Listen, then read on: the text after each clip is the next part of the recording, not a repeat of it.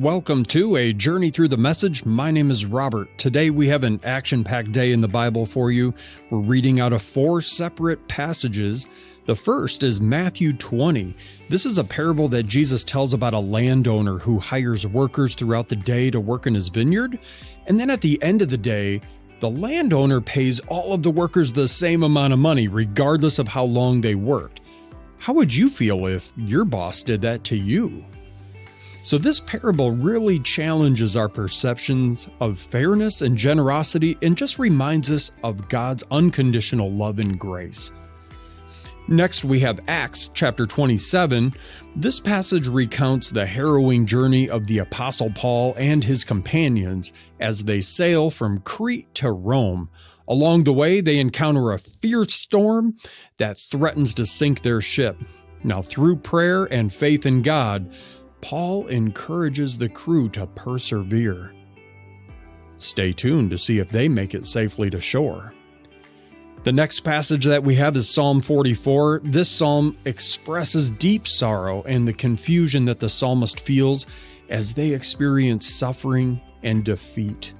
Have you ever felt like that? Just defeated?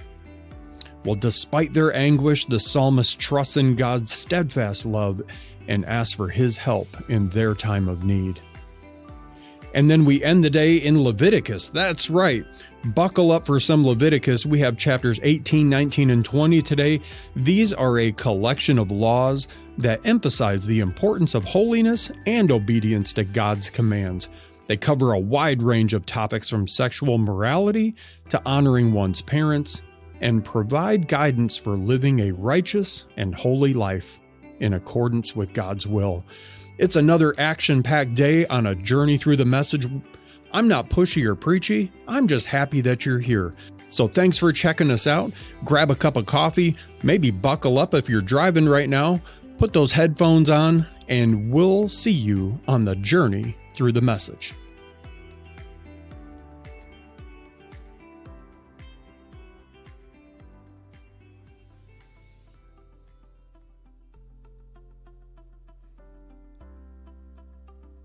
And here we are, ready to journey through the message. My name is Robert. And my name is Heidi. We are so glad to have you along. How has your week been? And I'm talking to our listeners. Oh, I hope they've all had a wonderful week. If you've had a God moment this past week, share it with us.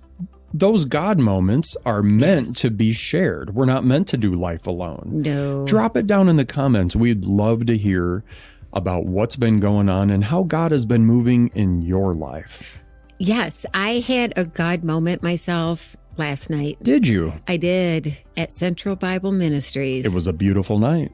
There is a special man who gave a testimony that even though it's the second time I've heard it, it moves me. And I believe without a doubt, God has such big plans for him. Yeah. And I'm really excited to see where he goes, because I see in him such a desire to live a changed life. Yeah. And it's such a beautiful thing to see. And I treasure those moments for someone like him to literally be in public and ask, can I share my testimony? Yes. Was huge. You would have to know this person and their circumstances to Maybe understand. one day we'll have him on to read the Bible with us. I'm sure he would like that. To have him on. And even to read about Paul. Sure. A lot of people are saying to him that you're kind of the Saul to Paul kind of deal. Yeah. So, yeah. Yeah, and it was great. I mean, last night we're on the way in from Greenville into Grand Rapids. Mm-hmm. He was in the front seat. He was. And Heidi's in the back seat, and we're reading the conversion story. God moment for me. I have never literally just sat in a car with somebody, and it was absolutely normal and right for this friend of ours and myself to just flip our Bibles open. And he did too. He did. Followed along. We talked about it, and we read about the Damascus Road conversion. And I could see it on him as those wheels are turning, and he's sucking up all this information and learning in the joy he gets in hearing about Paul. He identifies, and it makes me so excited to see. So I'm going to open with prayer here. Father God, thank you for those Damascus Road experiences. Yes. We have had some of those in our lives, and even though they may have not blinded us, and they may have not blinded you, it's still where Jesus chose to meet you. Yes. It doesn't have to look identical to what Saul went through. So to everyone out there that is going through maybe that Damascus Road experience, there is light at the end of that tunnel. God has got some big things in store for you. I don't know your situation right now, but I know that if you say yes to God, he's going to start opening doors, and he will start using the things you may have been ashamed of, that you may have wanted to keep hidden, that you may have wanted to recluse, maybe things that were depressing. It's a painful thing to talk sometimes, but God has a way of healing that hurt and redeeming that instance in your life. I've seen him do it for me. I've seen him do it for hundreds, thousands of other people. Oh, he's done it for me. I am inspired every time I see it. So, Father God, thank you for being a good father to us. Yes. Bless our reading today. Bless our listeners. If there's someone out there who's going through it in that moment right now, just give them that peace that this too shall pass, and you're right there with them. So I ask this all in your holy name, I pray. Amen.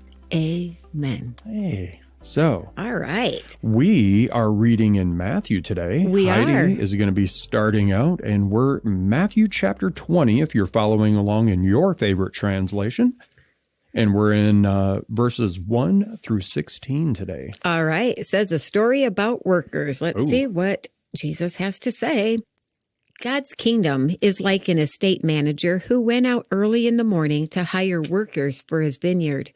They agreed on a wage of $1 a day and went to work. Later, about 9 o'clock, the manager saw some other men hanging around the town square unemployed. He told them to go work in his vineyard and he would pay them a fair wage. They went. He did the same thing at noon and again at 3 o'clock. At 5 o'clock, he went back and found still others standing around. He said, "Why are you standing around all day doing nothing?" They said, "Because no one hired us."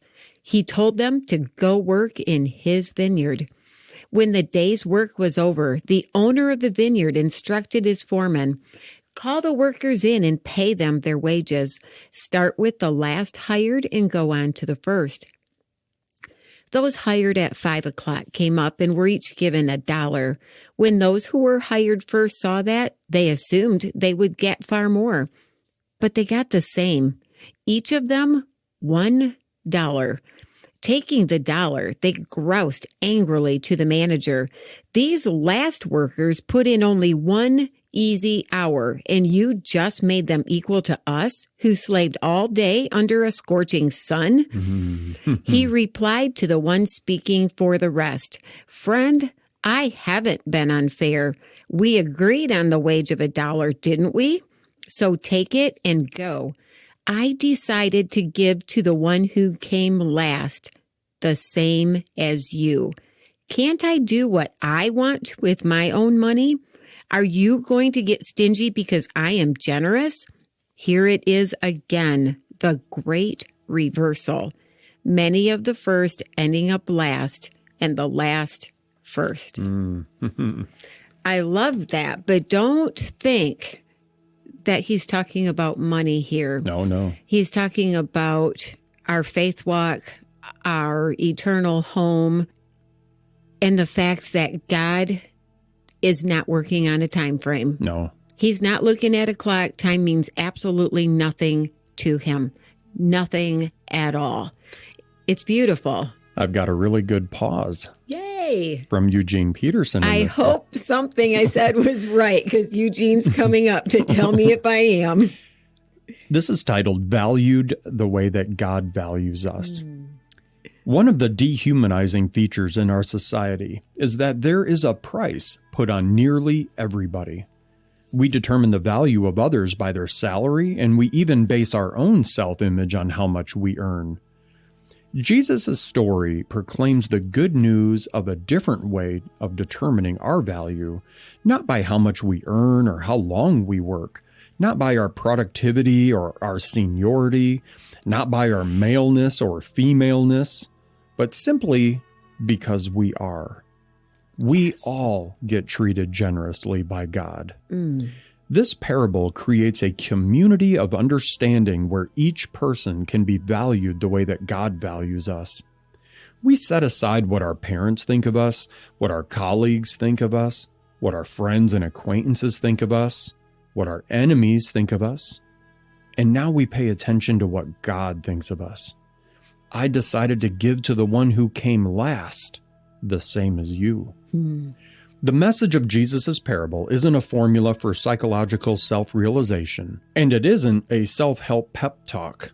It's the simple, direct declaration that God calls you, which means you are significant, and that God gives you generous gifts, which means you're highly esteemed. The workers in the parable found that no matter what time in their lives they got in on the work, they were still needed. They also found that no matter how many or how few hours they had put in, they were treated with dignity and grace.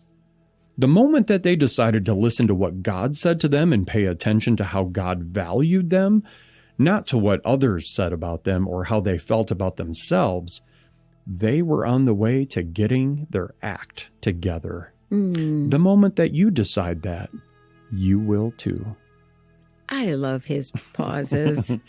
So good. And now we are bouncing a little forward up to Acts, and I'll be reading Acts chapter 27, verses 1 through 26. The continuing saga of Paul. Yes, and this is titled A Storm at Sea. As soon as arrangements were complete for our sailing to Italy, Paul and a few other prisoners were placed under the supervision of a centurion named Julius, a member of the elite guard. We boarded a ship from, here we go, here's a big name, Adramyttium. So we boarded a ship from Adramyttium that was bound for Ephesus and ports west. Aristarchus, a Macedonian from Thessalonica, went with us. That was a whole bunch of 6 and 7 syllable words. Those were really big words. Wow. The next day we put in at Sidon. Julius treated Paul most decently. They let him get off the ship and enjoy the hospitality of his friends there. Out to sea again, we sailed north under the protection of the northeast shore of Cyprus because the winds out of the west were against us, and then along the coast westward to the port of Myra. There the centurion found an Egyptian ship headed for Italy and transferred us on board. We ran into bad weather and found it impossible to stay on course. After much difficulty, we finally made it to the southern coast of the island of Crete, and we docked at the Good Harbor. What an appropriate name. By this time, we had lost a lot of time. We had passed the autumn equinox, so it would be stormy weather from now on through the winter, too dangerous for sailing. Paul warned, I see only disaster ahead for cargo and ship, to say nothing of our lives if we put out to sea right now. But it was not the best harbor for staying the winter. Phoenix, a few miles further on, was much more suitable. The centurion set Paul's warning aside and let the ship captain and the ship owner talk him into trying for the next harbor. When a gentle southerly breeze came up, they weighed anchor, thinking that it would be smooth sailing. But they were no sooner out to sea than when a gale-force wind, the infamous nor'easter, struck. They lost all control of the ship. It was a cork in the storm. We came under the lee of a small island named Clauda, and then managed to get a lifeboat ready and reef the sails. But rocky shoals prevented us from getting close. We only managed to avoid them by throwing out the drift anchors. Next day, out on the high seas again and badly damaged now by the storm, we dumped the cargo overboard. The third day, the sailors lightened the ship further by throwing off all the tackle and the provisions. It had been many days since we had seen either sun or stars. Wind and waves were battering us unmercifully, and we lost all hope of rescue. With our appetite for both food and life long gone, Paul took his place in our midst and said, "Friends, you really should have listened to me back in Crete." You think? We could have avoided all of this trouble and trial, but there's no need to dwell on that now. From now on, things are looking up. I can assure you that there will not be a single drowning among us, although I can't say as much for the ship. The ship itself is doomed. Last night, God's angel stood at my side, an angel of this God that I serve, saying to me, "Don't give up, Paul. You are going to stand before Caesar yet, and everyone sailing with you is also going to make it. So, dear friends, take heart. I believe that God will do exactly what he told me, but we are going to shipwreck on some island or another." There's a slight pause here. Paul's confidence in God and God's mission for him carry him through all kinds of challenges. What do you think that God has in mind for you to do as his ambassador? How do you see him making that mission possible for you? And the quick pause that he had here on the exact chapter that I just read, it's verses 1 through 26. It's titled, "Don't Give Up." Luke wrote, "We lost all hope of rescue," in Acts 27, verse 20. But in these conditions of hopelessness, Paul spoke hopefully. He told the men that an angel of God had appeared to him in the night and assured him that he would arrive in Rome and stand trial before Caesar. And then he told them that all who were with him would also get there too. The angel told him, "Don't give up." And so he told the men, "Take heart." God would strip them of what had obscured their awareness of him, the ship, the job, the mad rush to Rome, but their lives would be preserved. God is also out to get us, you and me. Everything that we consider a loss can be a chance to discover God at the center, to realize the preciousness of life itself, of love that's unencumbered by lust and pride and greed. The voice keeps arriving in the midst of terror and disaster and hopelessness. That little voice that says, "Don't give up. Take heart." Again, I love Eugene Peterson and the way he explains and describes what we've read in a way that just leaves you in awe of God and his love and caring for us as he works out his plan. I absolutely love it. I've been listening to Lisa Harper, and she has been talking about Paul. Okay. And she had talked about on her podcast, I believe it was last week, about this storm. And she just kind of started laughing, and she said, "Think of this man. He's on the road to Damascus, and life is great for him. He is highly educated, very respected, one of the elite rulers, looked up to, doing his thing, and bam. Now I'm God's blind. like, okay, I picked you for my team. Things are going to change a bit." And ever since that time, this man has been beaten, whipped, stoned, jailed, shipwrecked, and there's more to come. So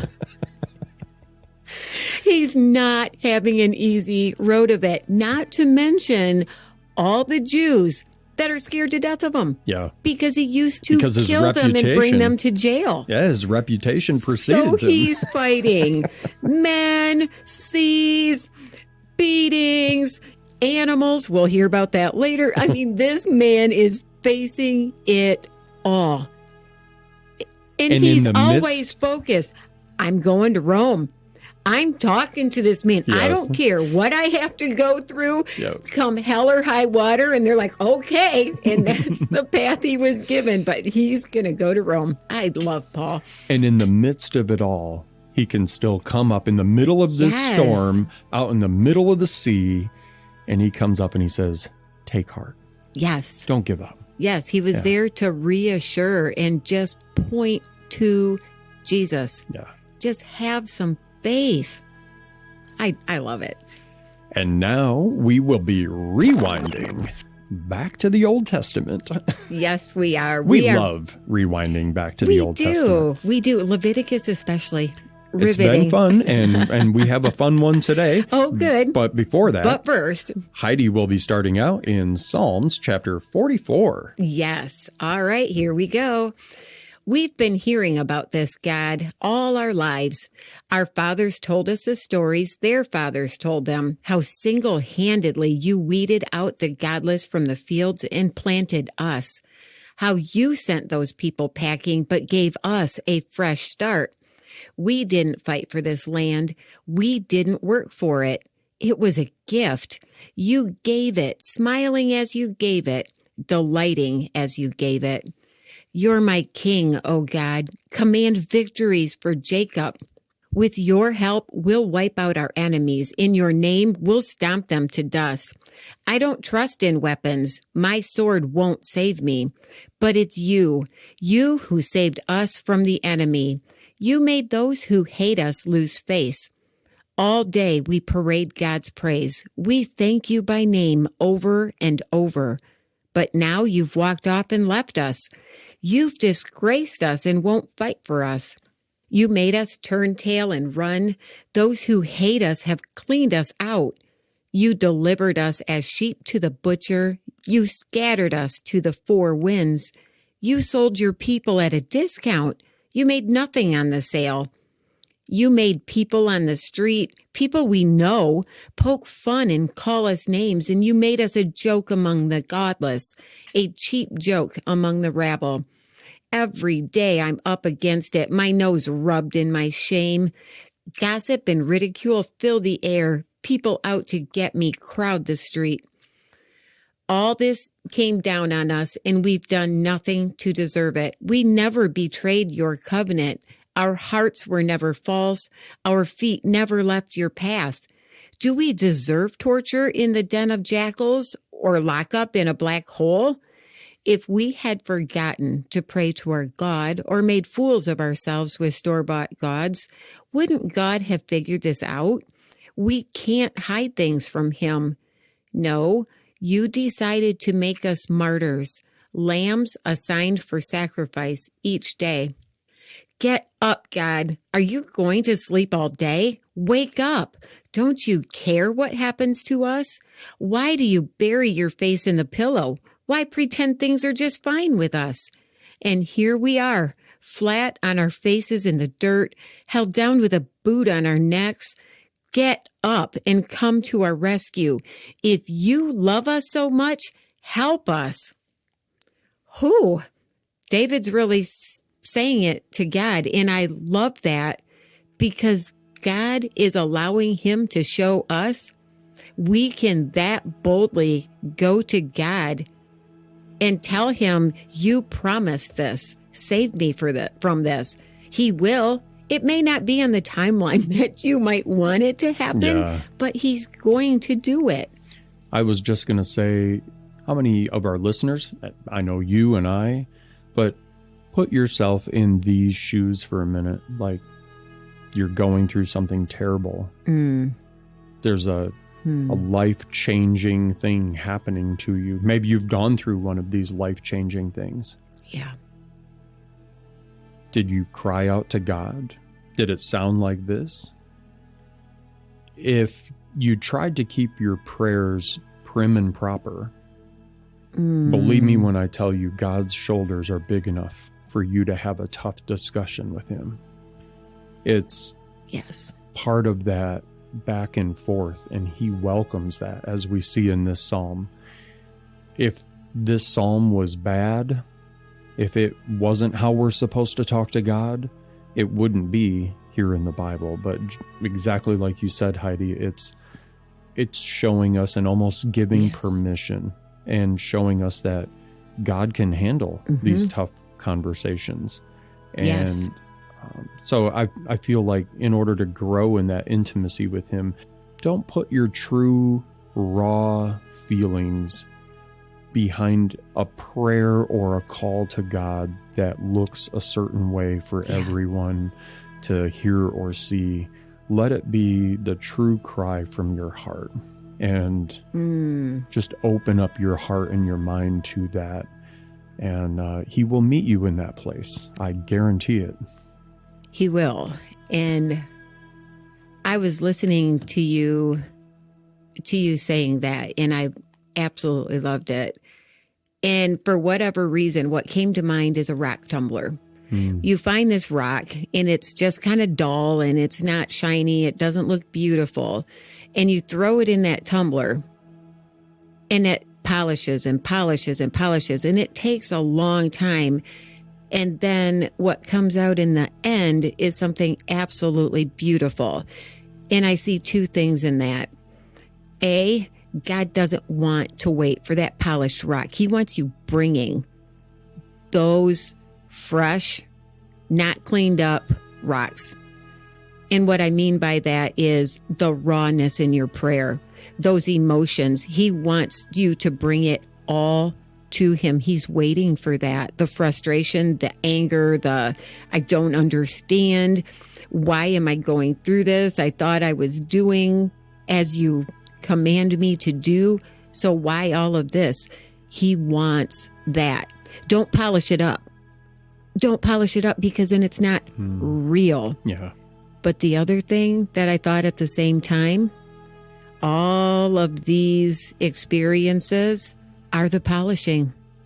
It's all part of it, and it has to happen. I have had more polishing in my life than I ever wish on anyone. If I'm not the most gorgeously beautiful polished rock at this point, I'm going to have to talk to God about that, because I've been polished within an inch of my life. So, but I love that I have a God that doesn't make me clean up, that doesn't make me wait until I'm beautiful, that doesn't make me wait until I've been transformed to go to him. And to me, that's everything, because my understanding up until just a couple years ago is that's what I needed to be. And the fact that God has been waiting for the raw, real, dingy Heidi, he's just been waiting for that the whole time. And it has just been remarkable that setting myself before him, just bringing this dirty rock and just giving it over to him. He is working to make me such a beautiful, polished treasure that he owns and loves. And it's not lost on me. And in fact, the knowledge of that just is growing every day with what he's bringing me through and the people he's bringing into my life. So I'm begging you to please let go of your thought that you need your prayers to be these pretty, well-spoken, planned out. They have to start like this and the middle thing, and then you wrap it up this way. Don't let that thought hinder your connection to God, because that's what prayer is. It's like going to your dad when things are really bad and you just want to sit with your dad and talk to him. We need to start thinking about God, our Father, that way. There's a reason he's called Father. Yeah. And it's about time that we start acting like children who go to their dad when things are really bad. Yep. I think that's all I have to say, but it's beautiful. Remarkable how Psalm 44, with the tone that it took, is exactly what I needed after a little development that started last night into this morning. And it's just part of the process. Sure. And somebody's being polished. And it's something to pray over. It sure is. So thank you for listening. Absolutely. No, well, thank you for sharing. And now I'll be bouncing a little backwards here to Leviticus. That's right. I can't wait. I need to get my list of rules. That's right. Get ready. Get your paper out. I'm ready. Buckle up to your camel. We're going to talk about, drum roll. Okay. I actually have a sound effect for that. So, but mine's free. And we're going to be rewinding back to Leviticus, and I'm going to be starting with the drum roll. Sex. But we're Christians. Do we really talk about that? Well, yeah. Is this really a chapter in the Bible? Do we have to talk about sex? Yes. I know. It's about time Christians recognize it's a thing. that it was a beautiful gift God has given to his people. Stop assigning shame to one of the most beautiful things that God created. People have made it between a husband and a wife. Yeah. People have made it to be this dirty thing. I mean, don't go out and make it all your conversation. That's just weird and makes people real uncomfortable. Yes. So Yeah, especially in the mall. All right, here we go. Chapter 18. God spoke to Moses. Speak to the people of Israel. Tell them, I am God, your God. Don't live like the people of Egypt where you used to live, and don't live like the people of Canaan where I'm bringing you. Don't do what they do. Obey my laws and live by my decrees. I am your God. Keep my decrees and laws. The person who obeys them lives by them. I am God. Don't have sex with a close relative. I am God. Don't violate your father by having sex with your mother. She is your mother. Don't have sex with her. Don't have sex with your father's wife. That violates your father. Don't have sex with your sister, whether she's your father's daughter or your mother's, whether she was born in the same house or elsewhere. Don't have sex with your son's daughter or your daughter's daughter. That would violate your own body. Don't have sex with the daughter of your father's wife born to your father. She is your sister. Don't have sex with your father's sister. She is your aunt, closely related to your father.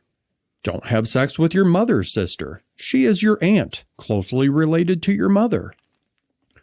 Don't violate your father's brother, your uncle, by having sex with his wife. She is your aunt. Don't have sex with your daughter-in-law. She is your son's wife. Don't have sex with her. Don't have sex with your brother's wife. That would violate your brother.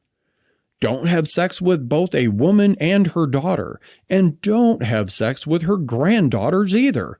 They are her close relatives, and that is wicked. Don't marry your wife's sister as a rival wife and have sex with her while your wife is living. Don't have sex with a woman during the time of her menstrual period when she is unclean. Don't have sex with your neighbor's wife and violate yourself by her. And don't give any of your children to be burned and sacrificed to the god Molek, an act of sheer blasphemy of your God. I am God. Don't have sex with a man as one does with a woman. That is abhorrent. Don't have sex with an animal and violate yourself by it. A woman must not have sex with an animal. That is perverse. Don't pollute yourself in any of these ways. This is how the nations became polluted, the ones that I am going to drive out of the land before you. Even the land itself became polluted, and I punished it for its iniquities. The land vomited up its inhabitants. You must keep my decrees and laws, natives and foreigners both. You must not do any of these abhorrent things. The people who lived in this land before you arrived did all of these things and polluted the land.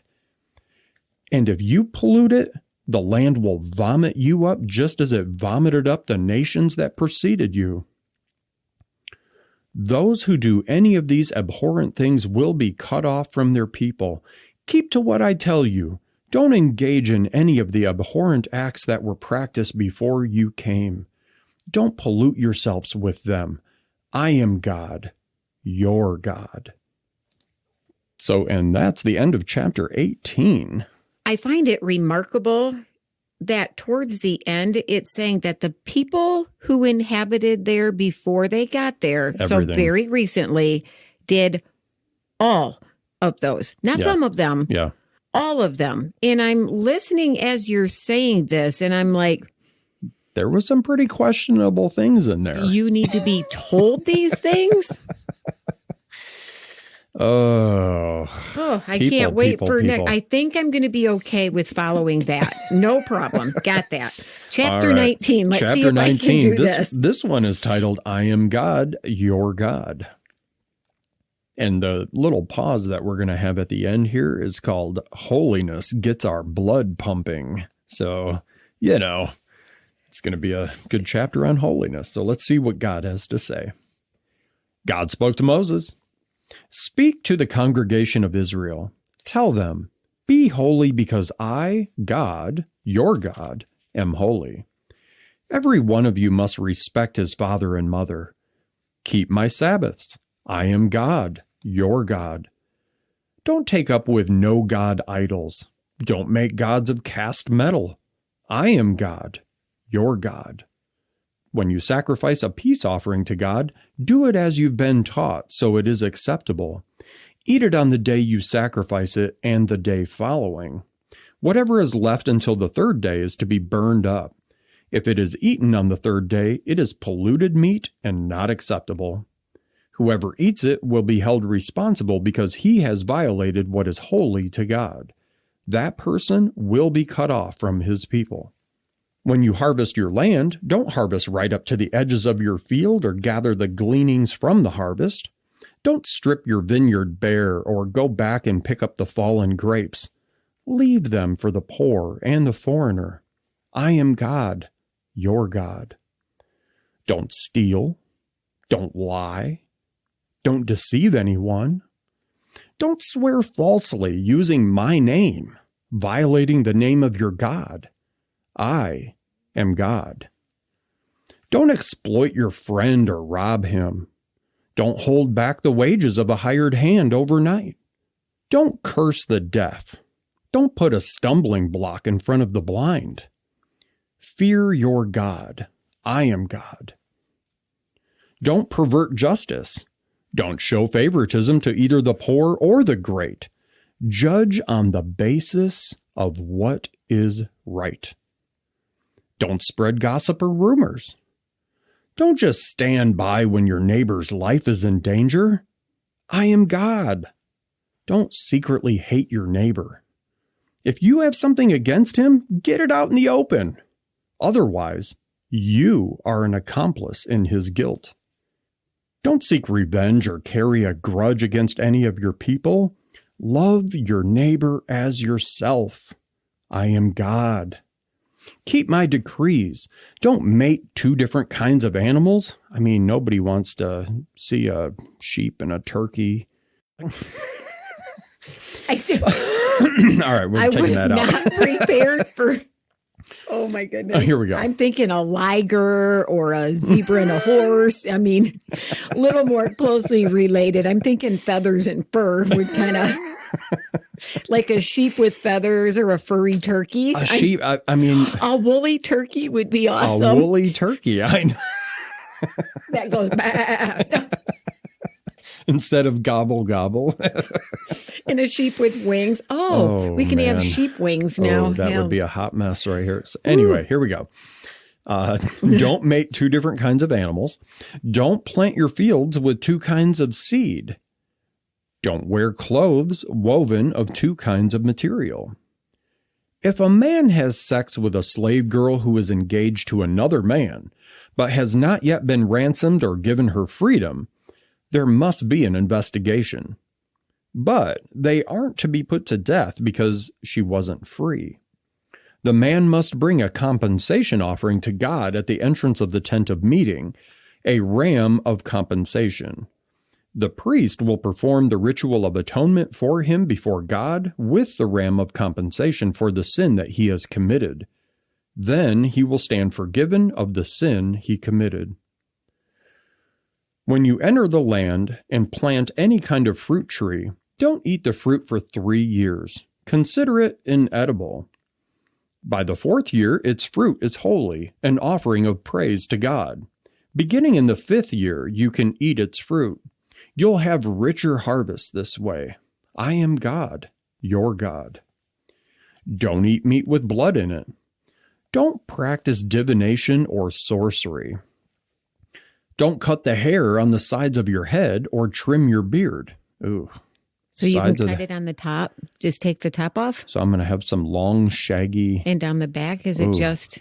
Oh, it's the... I know what the... Oh, you can see it in the Jewish people, the very... Yep. I've seen those. I don't know if I'm ready for that, but, I'm a work in progress. So, Robert, I don't know if you weren't aware of this or not, but you're not Jewish. I don't think you have to worry about doing this. You don't know me. Don't judge me. You're going to look amazing. I'll braid that stuff for you. Here we go. Don't cut the hair on the sides of your head or trim your beard. Don't gash your bodies on behalf of the dead. Don't tattoo yourselves. I am God. Oh, I violated that one. There's a reason for tattooing because of what it symbolized and meant. Don't violate your daughter by making her a whore. Definitely don't do that one. The whole country would soon become a brothel filled with sordid sex. Keep my Sabbaths and revere my sanctuary. I am God. Don't dabble in the occult or traffic with mediums. You will pollute your soul. I am God, your God.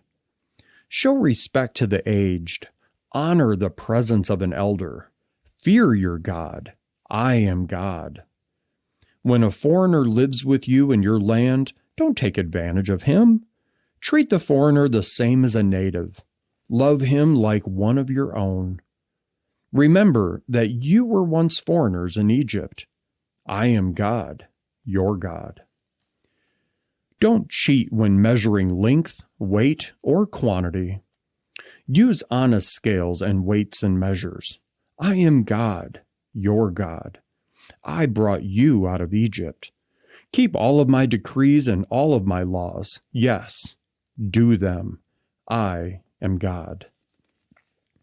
The quick little pause here about holiness getting our blood pumping. It says in Leviticus 19, God commands the people, be holy because I, God, your God, am holy. And here he insists on a continuity between himself and the people that we're to become. Holiness isn't a bland attribute of God. It's wild and undomesticated. Holiness is an interior fire, a passion for living for God, a capacity for exuberance in living out the life of God in the details of our day-to-day lives. I try to live exuberantly. You accomplish that most days. Holy is not a word that drains the blood out of life. It is a word that gets our blood pumping, pulsing life through our veins and putting color in our cheeks. Friends, this is funny. Last night I was just talking with somebody at Central Bible Ministries, and we were talking about how when you're trying to get clean and you're trying to get on the path of doing things right, you have this little sneaky voice in the back of your head that says, if you give all this up, then what are you going to do? You're going to be bored. There's going to be nothing for you. Who's going to want to connect with you? What are you really going to do? I mean, church, well, are you going to sit around and sing Kumbaya all day? Or are you going to be like holding hands in a prayer circle all that? Like what, so like you don't know. And there's a lot of unknowns with that path back. But I can be the first to assure you that when you start saying yes to God, he'll fill up your schedule. Yes. And again, I'm going to mention verses like 20 through 22 can be incredibly difficult for a woman to read because it sounds terrible. If a man has sex with a slave girl, it's a very nice way of saying if a man rapes a slave girl who's engaged to another man, but she hasn't yet been ransomed or given her freedom, there must be an investigation. I know on the surface how bad that can sound when it says they aren't to be put to death because she wasn't free. Right. We need to remember we have to read all of this with some understanding of context and culture. And once you do that and you get an understanding of what things were like, and we had an example of that in the chapter you read first, all those things that to us were like, well, that's just a given. You don't do those things with close relatives and all of that. Before this law, this woman would have died. She would have had to pay with her life for this. I can't wait to talk with God about this because I don't understand that all this guy has to do, oh, here's my ram, slaughter it, and I'm good to go. I want to know that there was sacrifice in that it was meant, that he was sorry, that he deserved atonement. But then as soon as I said that, none of us deserve it. But is his heart changed? Right. Does he care? Was he in a place of repentance? God was trying to teach people who'd never had these kinds of laws before that I'm setting you apart and things are going to look different. Yep. You may not rape whoever you want to. You as a man are not freely allowed to take whoever you want to with no consequences whatsoever. Because before this law, the innocent victim usually had to pay with their life in a pretty horrific way. I can imagine being stoned to death is an awful way to die. And now imagine you're being killed because somebody raped you. And the unfairness of that is the most appalling thing I can imagine. So try to remember in these verses that God is showing grace and mercy and preserving life.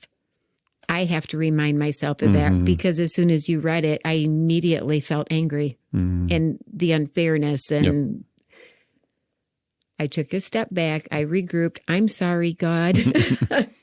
There was a quick pause too in verse 18. It says love is the primary verb. And then I'll end here with chapter 20. So I'll go right into that. But it says, love your neighbor as yourself. This is verse 18. Memorize that sentence and remember where it came from. Leviticus of all places. Once you've read through the whole Bible, no hurry here, come back and read Leviticus again. Eventually, you will need to know why this book is in the Bible. No single word in Leviticus has been quoted more often or in so many different contexts as this imperative lead-off verb in Leviticus 19, love. The word is threaded all through the rest of the Hebrew scriptures and embedded on nearly every page of the New Testament. Love is a verb, personal, relational, and comprehensive. Love is the primary verb in our scriptures as a whole, and in our language still today. And now moving into Leviticus 20. God spoke to Moses, tell the Israelites, each and every Israelite and foreigner in Israel who gives his child to the god Molek must be put to death. The community must kill him by stoning. I will resolutely reject that man and cut him off from his people. By giving his child to the god Molek, he has polluted my sanctuary and desecrated my holy name.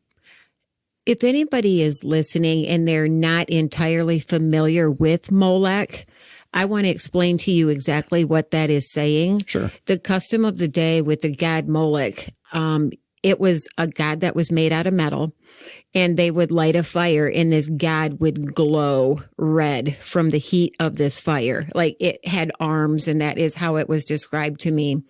And now this is red hot from fire, and they would put their still alive children into those arms. And that's what they mean by giving your child to Molek. They gave their living child over to die that death of sacrifice to an idol. It was appalling. Appalling, the sacrifices they did. So I just wanted to make sure people understood that this isn't just there's a temple and you're giving their child to go work for. Right. Yeah, he's going to go sew rugs for. You're murdering your child in a gruesome and horrible way. If the people of the land look the other way as if nothing had happened when that man gives his child to the god Molek and fail to kill him, I will resolutely reject that man and his family and him and all who join him in prostituting themselves in the rituals of the god Molek, I will cut off from their people. God loves children. I will resolutely reject persons who dabble in the occult or traffic with mediums, prostituting themselves in their practices. I will cut them off from their people. Set yourselves apart for a holy life. Live a holy life because I am God, your God. Do what I tell you. Live the way that I tell you. I am the God who makes you holy. Any and every person who curses his father or mother must be put to death. By cursing his father or mother, he is responsible for his own death. If a man commits adultery with another man's wife, the wife say of his neighbor, both the man and the woman, the adulterer and the adulteress, must be put to death. If a man has sex with his father's wife, he has violated his father. Both the man and the woman must be put to death. They are responsible for their own deaths. If a man has sex with his daughter-in-law, both of them must be put to death. What they have done is perverse, and they are responsible for their own deaths. If a man has sex with a man as one does with a woman, both of them have done what is abhorrent. They must be put to death. They are responsible for their own deaths. If a man marries both a woman and her mother, that's wicked. All three of them must be burned at the stake, purging the wickedness from the community. If a man has sex with an animal, he must be put to death, and you must kill the animal. If a woman has sex with an animal, you must kill both the woman and the animal. They must be put to death, and they are responsible for their deaths. If a man marries his sister, the daughter of either his father or mother, and they have sex, that's a disgrace. They must be publicly cut off from their people. He has violated his sister and will be held responsible. If a man sleeps with a woman during her period and has sex with her, he has uncovered her flow and she has uncovered her flow of blood. Both of them must be cut off from their people. Don't have sex with your aunt on either your father or mother's side. That violates a close relative. Both of you are held responsible. If a man has sex with his aunt, he has dishonored his uncle. They will be held responsible and die childless. If a man marries his brother's wife, it's a defilement. He has shamed his brother. They will be childless. Do what I tell you. All my decrees and laws, live by them so that the land where I'm bringing you won't vomit you out. You simply must not live like the nations I'm driving out before you.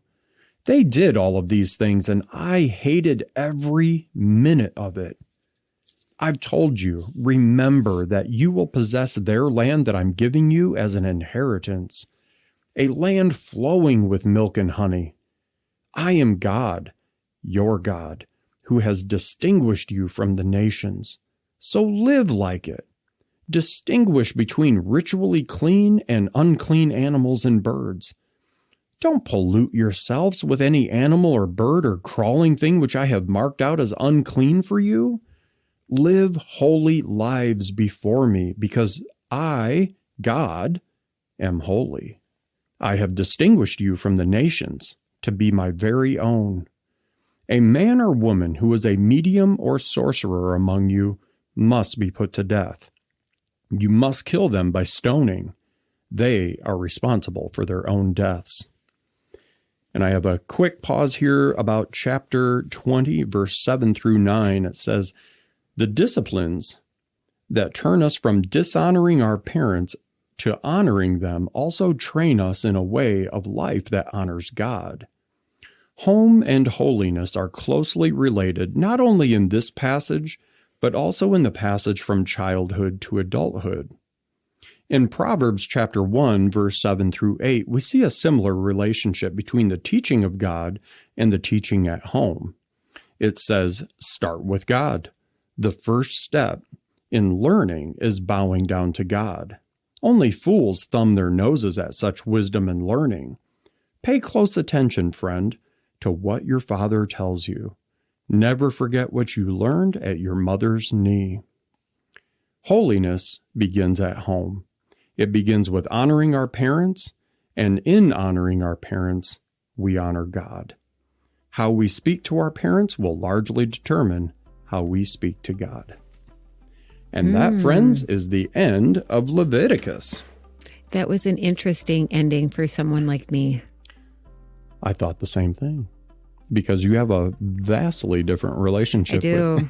For those of you who may not know this about me, and I'm not going to go into all the details of it, but I am living a life of a person who has been excommunicated and shunned, which means I don't have a relationship with parents. And that's been decades long. It's not a new thing in my 27 years, 28. So for me to read those chapters about honoring and talking to God the way you do your parents, it takes on a different take for me than it might for most people who do have relationships with parents. So for me, I have to remind myself that there are people out there who have parents they are not called to honor in the same way. You're not to live a life of disrespect. You're not to go out of your way to badmouth them or trash them or try to do them wrong. But there are parents out there who are not living a godly life themselves, and you do not have to, nor are you ever called by God to do something that is contrary to what he commands us to do. And that means obeying ungodly people that are not living a godly life. And once you can wrap your mind around that, it becomes a lot easier to see God as a father in the way a father should be available to their child. So for me, I think God, my father, takes on a far deeper richness than some people may have because I don't have a father. Yeah. I mean, I do, and he's alive, but there is no relationship. I've been cut off and disowned. So God is my father and the one I go to with those types of things. So I just figured I'm probably not the only one out there that has strained relationships, and I don't want you to feel excluded or less than or any of the above, because I don't see you that way. But more importantly, I promise you, God has never seen you as less than. And in fact, he is loving you extra hard, and he keeps you held close to him. He knows. He knows, and he has already stepped up and said, I'll be your dad. I'm your father, and I'm right here. So for me, it's a precious relationship. So I just felt like there may be somebody who might have heard that, and it brings up some hard things. So I want to encourage you today. I appreciate you bringing that up. And it was another wild ride through Leviticus. I mean, we touched on a lot of stuff. I know. But the theme through it all was God saying, I don't want you to be like these other people. Yes. You're my people. Set apart. Be different. Like, look different. Act different.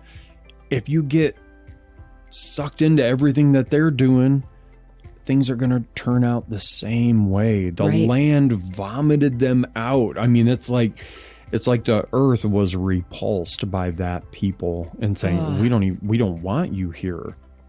God is just simply trying to tell his people, listen, this is how that looks, because they have no concept of what they're about to go into. They don't. They have no concept. So it's giving them that, here we go. All right, here's what it's going to be. Right. And here's how we do this, because I want to honor God. So what does that look like? So this is the playbook for... Yes. And they would have to have this, because like you said, they don't know this way of living. Yeah. Because nobody lived this way. And I forget that sometimes until I read it, and then I understand this is the first time they've been given the law like this. This is the first that they're hearing of it. So they all have to learn to live this way. I love how God demands his people live a life that shows everyone else that they are set apart and called to live a different life. And it's a life that It's not restrictive and it's not confining. It's not taking away your freedoms. And in fact, I'm going to tell you, it does the exact opposite. Mm-hmm. Living this life, even if you're not a believer, let's say, and you lived this way, what a beautiful world, what beautiful relationships between everybody here. The earth would be well taken care of, people respected and safe. Yeah. Things would be fair and honest. And to me, what a beautiful, beautiful world community. And it's possible. It is. It doesn't happen overnight, but it takes one person being inspired to do something a little different, and then another person, and then another person. So, is our country a mess right now? Yeah. But you know what? So was the Old Testament during Leviticus. Exactly. Look at this. It's a mess. I know.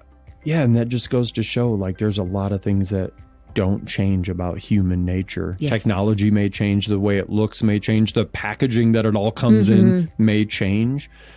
But we're talking about centuries and centuries ago. Human nature seems to stay the same. And human nature is the same. So friends, today was another fun ride, another journey through the message.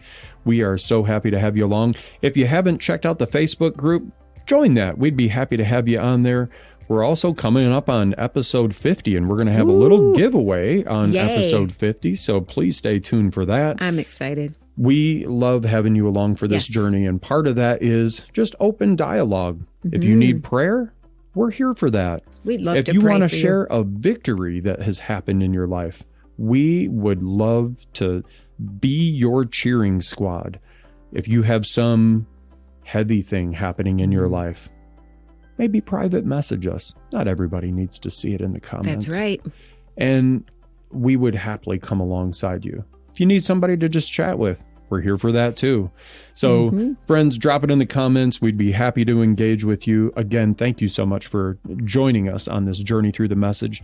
My name is Robert. My name is Heidi. And we are signing off. Have a great day. See you next time.